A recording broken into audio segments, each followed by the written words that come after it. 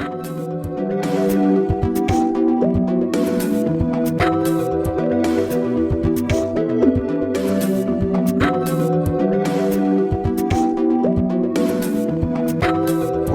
to Radio Free Will, a podcast for sovereign people.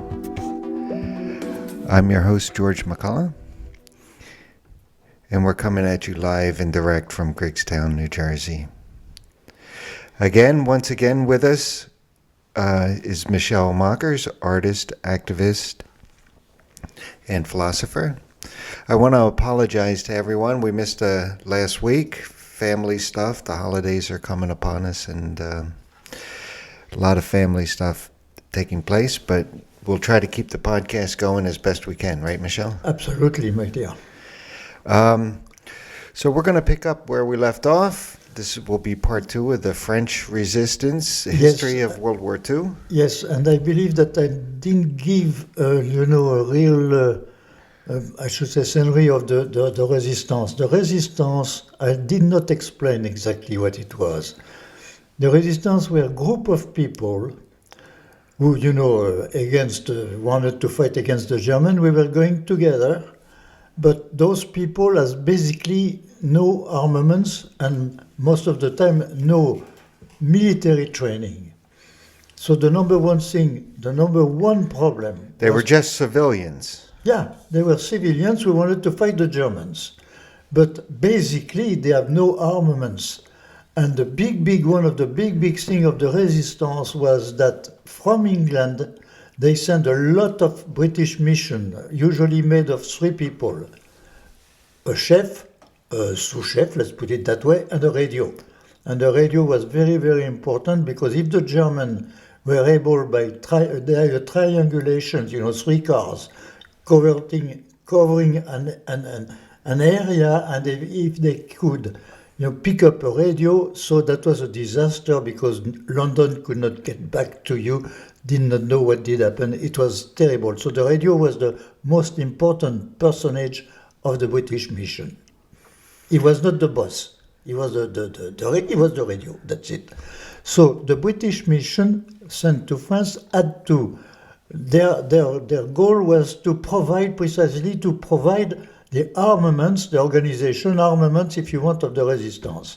So that was possible through the radio, telling them how many men, how many here, what do we need, and they were sending a plane who was dropping some, containers on your head for your weapons.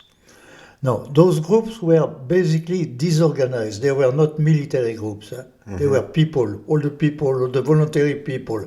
So they tried to organize themselves. And in my own area, there was 5 groups. One was, let's say, not less than 800 men. And the 3 others were basically between 2 and 3 men. And one, a communist one, who was exactly 100 men. I had a problem with that communist because when Pearl told me they are asking for 1,000 people, armaments for 1,000 people, and she said, you must go and see him and see what exactly he has in mind. So I went in, I found him, and after a nice little blah blah, I said, hey, you're asking armament for 1,000 people. You don't have 1,000 people. If I count your people in your camp, you are no more than 100 people. He said, we are 100. I said, to whom are going the 1,000 weapons? They wanted to arm the population to make, communist revolution at the end of the war. So that's why, for example, they sent Leclerc to take Paris, not the American. The Americans stopped, and they sent Leclerc because Leclerc was French, and as a French, was able to take over Paris. The communists wanted to take over Paris. So that's why the French sent the French tanks to stop the communists to take Paris. And I had a problem at the end of the war with the communists. But he told me friendly, hey, that's to give armaments to the people we will fight for. Oh, I said, okay, you get 100 guns and that's it. And of course I had 2 guns in my back. Just as I said that. So they wanted to, after the war, they wanted to do a counter-revolution. Yeah, communist. To turn France into a communist country. The communists, before the war, the communists were 25% of the French population. They were voting 25% of the population. So 25% of the population, they had hope that if they give armament to those 25,000 people, they would take over the government and everything. And they try, in fact, to take over Paris. But that they wouldn't just do that at the ballot box? That they were so upset that they weren't winning that they... That commanding officer, that he was a nice man, and he told me, you make your war, and we make our war. He told me exactly that. You make your war, we make our war. And I told him, of course, it's not the same wars. So he didn't answer that. He just answered when I refused to give him some armaments to put 2 guns in my back. And I say, ha, ha, ha. But you didn't have any hard feelings to the communists. Oh, no, absolutely not. They were nice people. He was a nice guy, but he was trying his game. And his game was not to have the Allied. It was very nice to eventually make a little help, to the Allied. But it was not his goal. His goal was to take over France after the liberation. That was the goal of the communists. It is amazing that a common enemy will bring different parties together. Yeah, because, in fact, why did Russia fight back the Germans like that? What was in the mind of Stalin at the beginning? Not just the revolution, just, Russia going, Russia winning. But that was not to really help the Allied.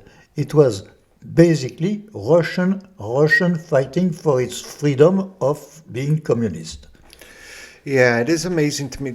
We're going through a period of McCarthyism 2.0 in the United States right now. Everybody who has a counter narrative, a counter thought, is labeled a Russian. Yeah. And what bothers me about that is, you certainly have a lot more history than I do, and I can never figure out why people hate the Russians so much, because they never really have done anything to the United States. No, and in fact, I don't believe that we were hating the Russians. Just the communism was the enemy, if you were. Not the Russian people themselves.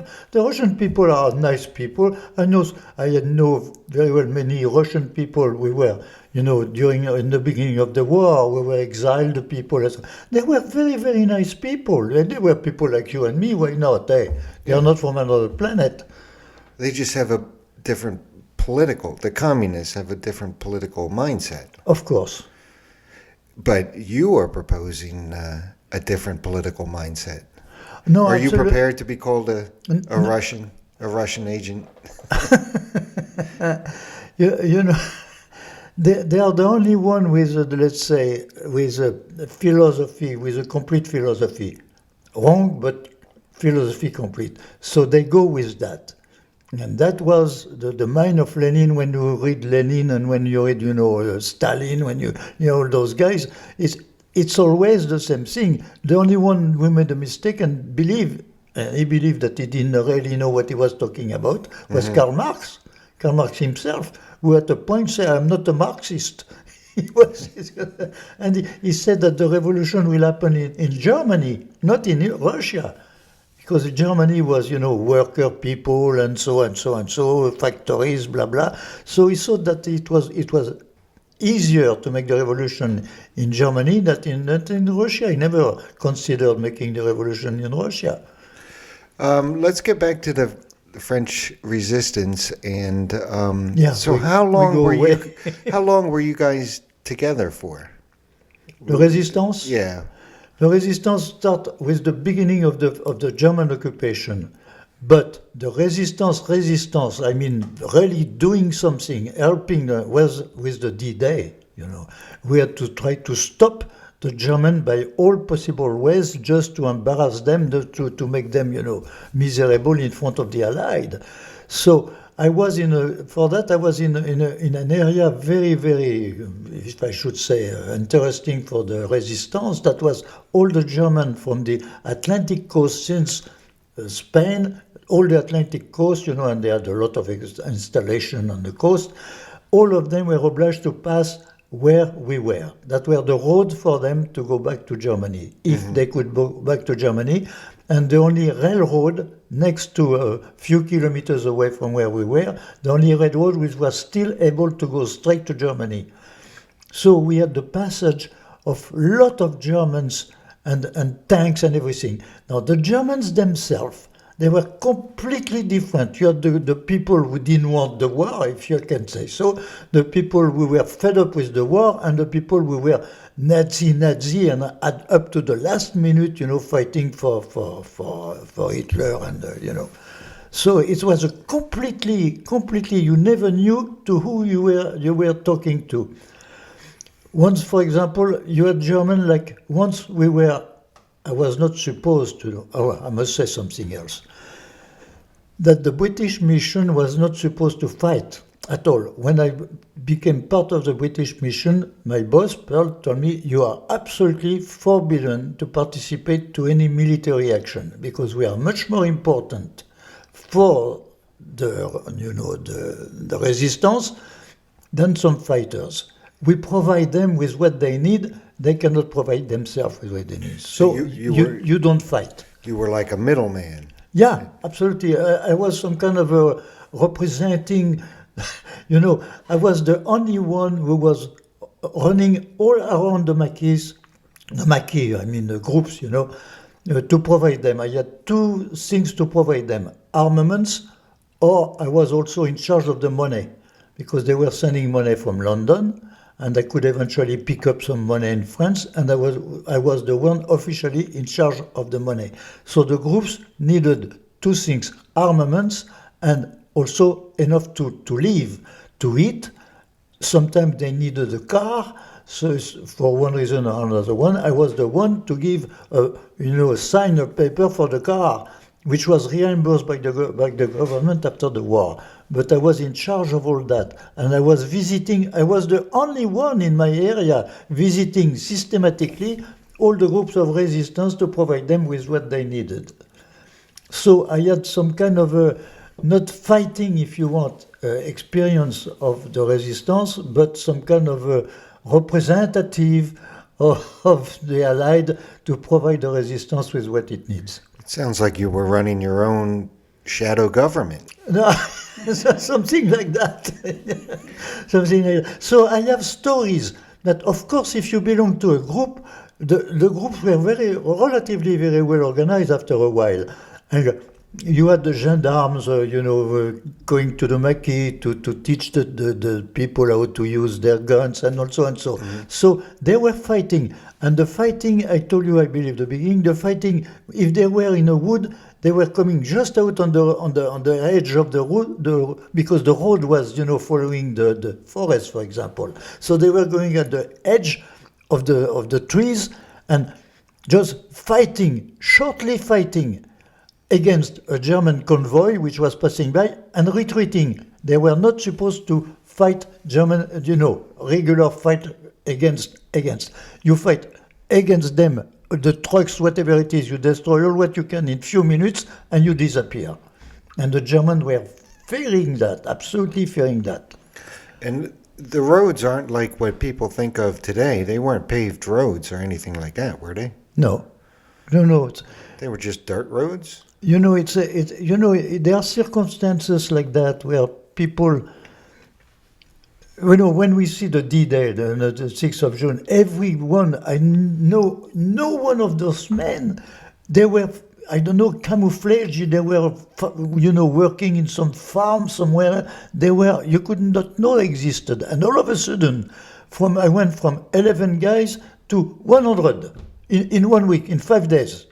And that maquis of 800 people, he was something 200 or 300, and all of a sudden he was 800. The men came out from everywhere. They were camouflaged. They get out. And what ages were the resistant fighters? Basically, I should say basically between 25 and 50. Okay. Basically. Oh, no, young. How old were you at the time? You were young. I was 21. So you were in charge of. Yeah, because People maybe I twice had your more age. imagination than the others. I don't know. I was young. When I think of it, I was 21 and I had men, we were 50 years old. No teenagers fighting. I had laws? one teenager, younger than me. Her parents took the care to bring him to me, telling me, our son wants absolutely to fight with you. So we give it to you. If there's something, you tell us. He was dead 2 hours later. He was dead. Yeah, by accident. Why? What happened? One of those beautiful mitraillettes, the gun, how you call them, I forget the name. I don't know, they are manufactured by everybody in England. Anyway. The Sten, the mitraillette Sten. So those 10, if you didn't know exactly how to use them, there were 32 bullets. If you put 32 bullets, they have 50% chance not to do anything at all. The bullets with too compact to do anything. So if you didn't know that, to put one or two less bullet, it would not go. Besides that, it was an armament. If you wanted to kill somebody in front of you, you had to start far away from the left to go up. Because it was the most impossible armaments possible. It And was. so what happened? The thing backfired on the kid, or No, not at all. I told him have lunch. It was the time for lunch. So I said have lunch, and he went to sit on a bench, which was a concrete bench, a bench made of concrete, with another guy. And it's the other guy who had the gun in his shoulder, And when they sat, the gun fall down, and that damn machine gun start by itself and kill the other one. did you have to report the kid's death to His the parents? Yeah. Yes, of course. Oh, that must have been heartbreaking. Oh dear, there were few things like that which were no fun. That's terrible, but that's part of that. You cannot say that something like that will not happen. It was terrible. I was very, very, in my position, as I was the chef of that group, I was the one obliged to tell the parents. And the parents say, I give you my son. And the mother told me, I give you my son. So I went to say to the mother, listen, your son is dead. But must she be took it. She heartbreaking. took it. No, yeah, but she took it relatively well, I should say. I was very surprised, but she was a strong woman, and she said that the destiny, she. I guess when you're in a war situation, that you compartmentalize all your emotional feelings. You kind of. When I think of it, George, I was 21 years old. So I had no military experience, and my only military experience was to come back from school. That was it. Huh? So I had, but when you are 21, you act. And I was reacting according to the circumstances without thinking too much. You don't think too much about anything. Otherwise, you will never be able to do anything. I had some very, let's say, funny experience or disagreeable experience. I had a wonderful, to tell you exactly what the resistance can do. I had one of my friends, Mark, he was what I call my right arm. When I needed something, I said, Mark, blah, blah, blah. And he had a cousin who was in charge of a small airfield that I could see from my grandmother. My grandmother was on top of a hill, the little village. I could see it from my grandmother's garden, an airfield.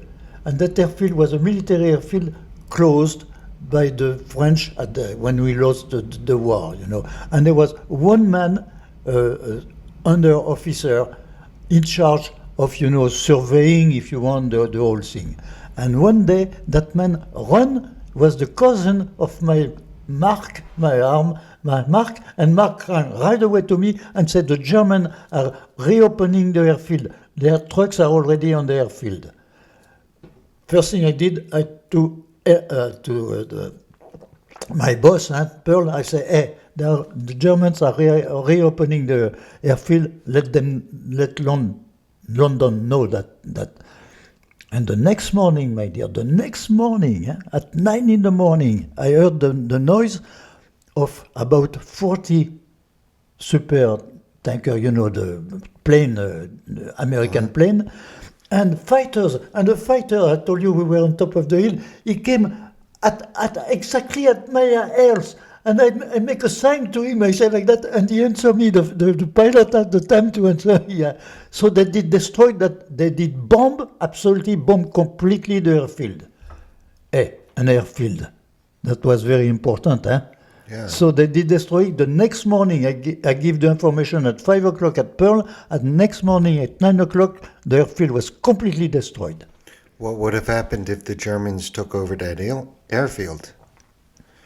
No, Would they it could have given used them- it. They could have used it, you know, to take plane to England or whatever it is. Supplies. Whatever it is, you know, they could use an airfield. So the airfield was completely destroyed. So that's, you know, the type of thing that the resistance can do. I did it, so some other could do exactly the same thing. That, you know, it's very possible. Now, the Germans, once more, the Germans were of two kinds. One day we were advised that there was 6 or 7 Germans along the railroad because one of the group was exactly, France has 2 big airlines, not airlines, airways. North-south and east-west. And we were almost at the crossing of that. So we heard that 6 or 7 Germans were walking along the railroad to come back to Vierzon. So we said we must go. So I went. I told that to Vanier, one of the commanding officer of that group over there. And I say, hey, I'm not supposed to fight, but I'm going to observe what you are doing. So I went with them, you know.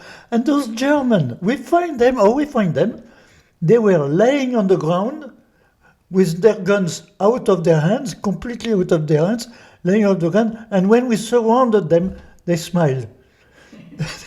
They were happy to be. Did you take them prisoners? Oh, yeah, of course. But they were happy. The war was over. And how were German prisoners treated? How were German prisoners treated in France? Oh, no, they were very happy. You know, they were in the woods. Of course, there was a little fence. They were not trying to escape because they knew very well they could go nowhere. Well, especially walking, they would go nowhere. So they were quiet. They were waiting for the lunch. They were waiting for everything, and they were well fed. They were fed like the guy of the. They got wine? Same thing. They got wine. They got everything. So Germany, forget it, huh? Come on. So after, when World War II ended, did you ever believe the thing that Hitler killed himself? Or did you think he escaped? My idea is very difficult to say something. Some say that he went to South America, you know, the submarine and blah, blah, blah, with photograph of the I don't know. What I know, you know, the Germans were very, very, very well organized up to the D-Day. Before I can say that because it's a very disagreeable souvenir for me, but which shows exactly what they were able to do. I was living with my grandmother on a little village, but at the exit of the village, and it was some kind of a triangle. The road were making a triangle, and it was the top of the hill, and you could see, you know, the airfield, for example. And one morning, I get out, and there was 5 or 6 houses on one side. The other side was the farm of Mark, and my grandmother and her house, 1 or 2 houses, and that was it. I felt somebody calling me, saying hello, not calling me, but say hello. Oh, you're all surprised, you know, to say hello in the morning like that, a woman. So it was a very nice woman. I pass over all the relation, you know, I was 21 years old. I thought that maybe, you know, she was nice looking and alone. She was escaping the town. And finally, you know, from one conversation to another conversation, to a glass of wine, from another glass of wine, she asked me if I had some men, if I was in the resistance, and if I have some men with me. And I let her know. Yes, I say yes, let her know. But I asked Pearl, my boss, I say, Pearl, do you know if there is another British mission? That woman knew so well all the organization, and she said that she was from a British mission. So I went to Pearl and said, Pearl, is it possible that there are two British missions in the same area? And Pearl, of course, called London, and it was absolutely impossible. No way that it could exist. And it went to the thing that woman gave me an appointment with my men 3 days. Not only that, she made we walk to visit the field where the dropping of the armaments were, and it was our field, the field where we were doing it. And she said, "Here is where we will do it. And you bring all your men, and all your men will. You bring all your men, eh? You bring all your men." I didn't bring my men. I bring myself with Mark, and my left hand, Eugene. And my dear, it's a very terrible to say something like that. It ended up that I put my gun on her head and I killed her. So, the resistance, you see the resistance. I am a guy of, at that time, 21 years old. I'm out of college and I killed someone. Killed someone right there, huh? As close as you are. And it was impossible because it was her or us. And me at that time was something like 22 men. So that was the life of 22 men. If we had gone, we were surrounded by the German. You can be sure we were taken out by the German. So there was no way to do otherwise. I killed her. So, you know, it's nice to talk about the resistance and the You know, when you are my age, 21 years old, it's no fun to do such a thing. It doesn't go over my culpability. I have no culpability about that because, you know, once more, her or my 22 men, and I prefer my 22 men and myself, by the way. Huh? Come on, you know the Germans were no fun. Huh? They were torturing you and all that. Huh? So you know, so the resistance had to do with all that type of thing. So World War II, it obviously shaped your anti-war stance today. Oh, absolutely, mate. I cannot stand the wars, you know. When it's terrible when you look at once more, I also say, look at the written history of humanity. Written history of humanity doesn't go further than 5,500 years, no more than that. The rest is prehistory. But when you look at what did happen during those 5,000 years, nothing else but wars. Always. And you end up in World War I, and World War I, all the fighters of World War I were the masters, or the director of the country, were the same family. And they were fighting against each other. Fighting against each other was 11 million men.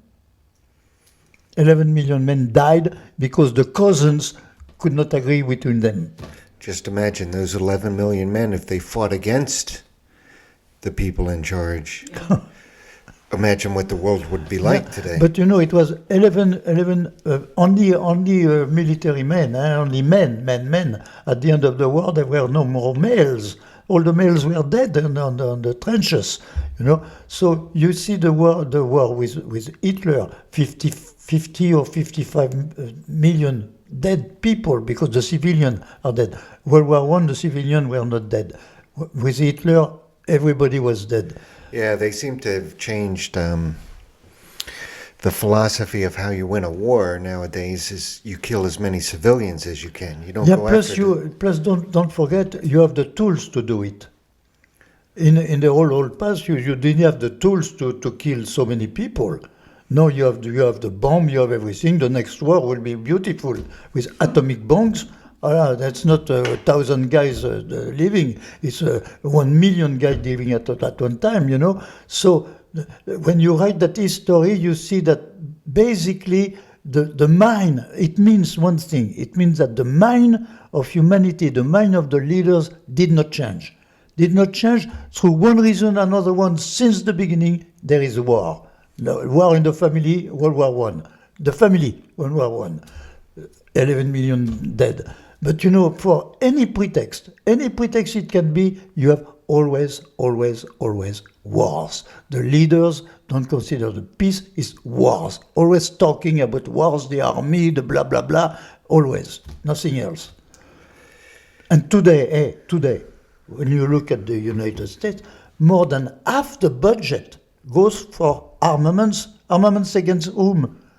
To do what? Yeah, I don't get it. And now they're going to start having robot soldiers.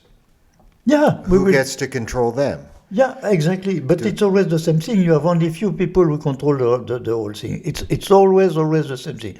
Middle Ages of today, it's always the same thing. Well, they don't get to control everything because we're on the Radio Free Will podcast, and it's a podcast for sovereign people. People have the choice whether to fight in these wars or not. And what I would like to do is encourage everybody to just But stop. how could you, World War II, how could you, once more I was 18 years Well, old. you were something in like a that. different situation. Yeah, but how can you refuse, how can you get out of that story and look at it happening out of you? It's impossible.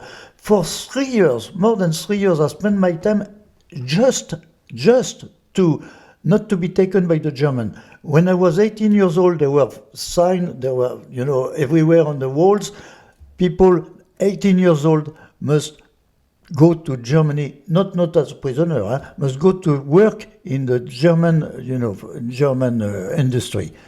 And if you go to work, we will liberate one soldier. You go to Germany, we liberate one soldier for you. But I was 18 years old, my dear. It was an obligation. Yes, to of course. do. So 'Cause I can go. Your country was attacked. Your family, your whole community was attacked and occupied. It's very understandable. But nowadays, it seems like all the wars that are started nowadays are started by the U.S. government.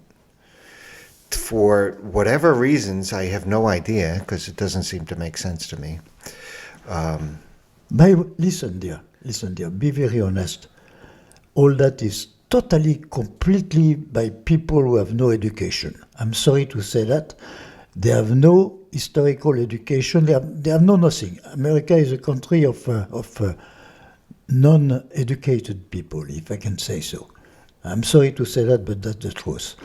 You have very, very few people, and among the leaders, when you listen to the leaders, you have no one leader talking about the reality of things. They are just fighting each other to know who will be in a place there or in place there. But who is talking today about the danger, for example, because it is a danger, artificial intelligence? Who is talking? Nobody is talking about that. You are going to see the next election, nobody will talk about that. And that is the main... There is one guy, Andrew Yang, who's running for president in the Democratic primary. He talks about it. Yeah, but you know very well that he talks about it, he may be elected about it, and forget it after that. The party is the party. And in America, you have only two parties. Out of that, you do not exist. Well, the thing is, you make an industry out of robots. It's really hard to stop industry, because then it starts lobbying the government and going for government contracts and stuff. It's really hard. Who is beneficiary? Who are the beneficiary of armaments? 54 or 55% of the budget goes to that, but goes to that for which profit? Who is profitable? Who takes profit out of that? Because you have to build those armaments, and if you are a builder of armaments, you make money making armaments. So it's very good to have plenty of armaments. And you have to use up the armaments so you can justify building more. Absolutely. So it's a no end. It's exactly the same story since the beginning. Is the same story. And who do they use the armaments against? Poor people of color. Oh, come on. The poor people don't think they are obliged to go. You say, hey, you go, otherwise, hey. You were obliged to go in the army in France, everywhere. The army was an obligation. Before the war, before World War II, my dear, before World War II, At the point, it was 3 years, obligation of 3 years in the army. After that, it was 2 years, and when I was young, it was 1 year. I didn't go to the army, I was too young. 1 year, but an obligation. It's an obligation, all the males, army. All right, so let me ask you a philosophical question. All right, so it's horrible that France was occupied and you had to fight off the German soldiers. Did France learn anything? Because they went and started occupying other countries themselves. You never learn. Don't you know that? Right. You never learn. You will read this story in 100 years from now. You will learn exactly, you will read exactly the same story that the World War II, World War I, and the war before. The 70, the war of 70, and so. All the wars go for the same reason and the same way. So one is stronger than the other one and win. The greatest disaster of World War I was two people, Georges Clemenceau in France and Wilson in the US. And those two people created the condition for Germany to have Hitler coming to say we are going to get out of that. Because they ruined Germany. They ruined the loser is obliged to pay, and to pay what he could not pay because he didn't have the money. No way. So the exigence, the exigence of paying that, so they create the condition for a guy like Hitler. Absolutely. Yeah, but what about my question? Was there like an anti-war movement in France when France was occupying Africa or Vietnam? A lot of people were against. Yeah. Oh, absolutely. A lot of people were against. That was stupid. Come on. There is no more stupid war than the war in Vietnam. That type of war. For what? Why did the French go over there first? First it was French. Why did they go over there? Why? Because that was the country of rubber. And that was the development of automobiles, and automobiles need tires. And rubber make tires. Wouldn't it have been easier just to buy the rubber from? No. You possess it, and come on. No, but it would have been. You always have the guys who will demonstrate that if they own it, it will work. If you just give it to the country, it will go one day, it will not go the next day, it will. If you have people who direct the thing, you will be obligatory. You will have what you expect from it. So the French took Indochina just to make rubbers. So why did the Americans go after that, after the French, when we lost? For what? The most... Well, they claim that they're trying to stop communism, but...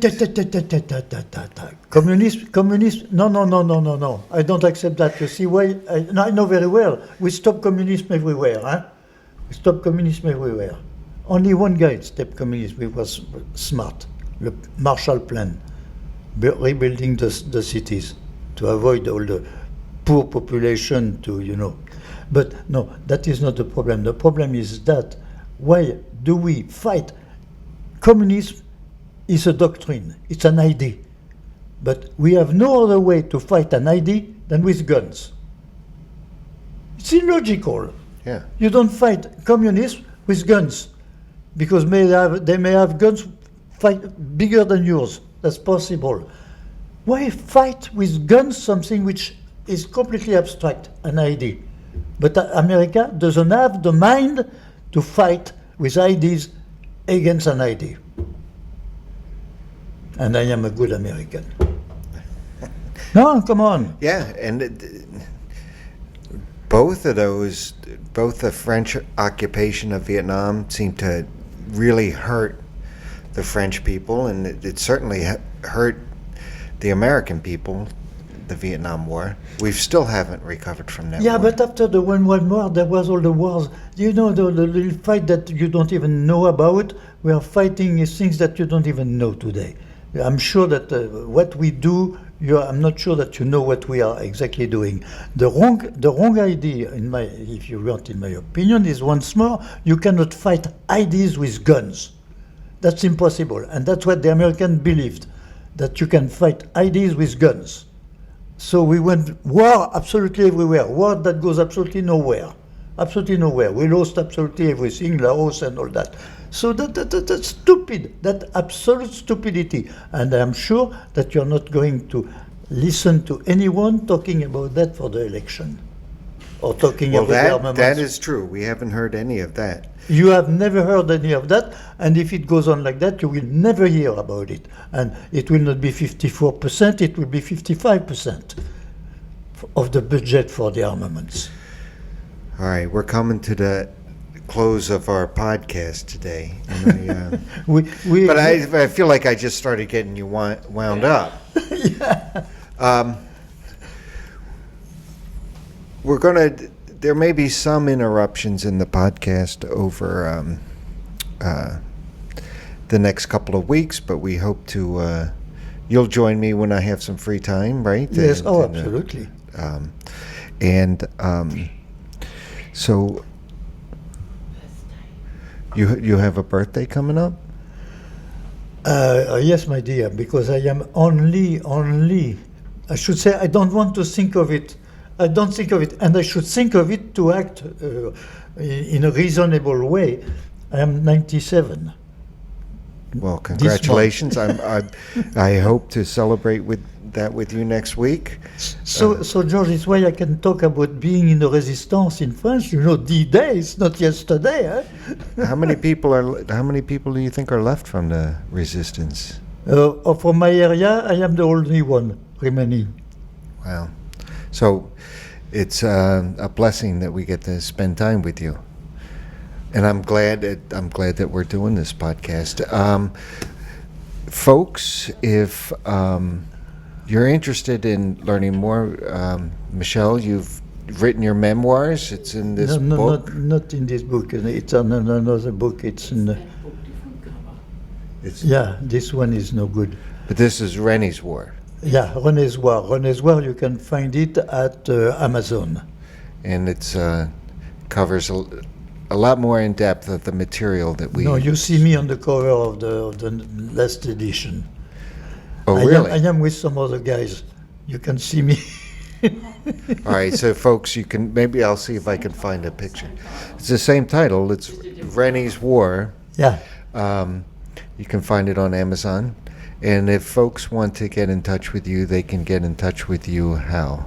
Michel Mockers, one word, at gmail.com. And you have a website? no-pennies.com. Okay. We're with no pennies, my dear. Well, you can see the budget of the podcast is right in solidarity with your party. Thank you, Michel, for being No, I on must today's thank you, show. George, to give me that occasion to talk to nice people. Okay, so folks, join us again next week, and we'll have another edition of Radio Free Will. Bye.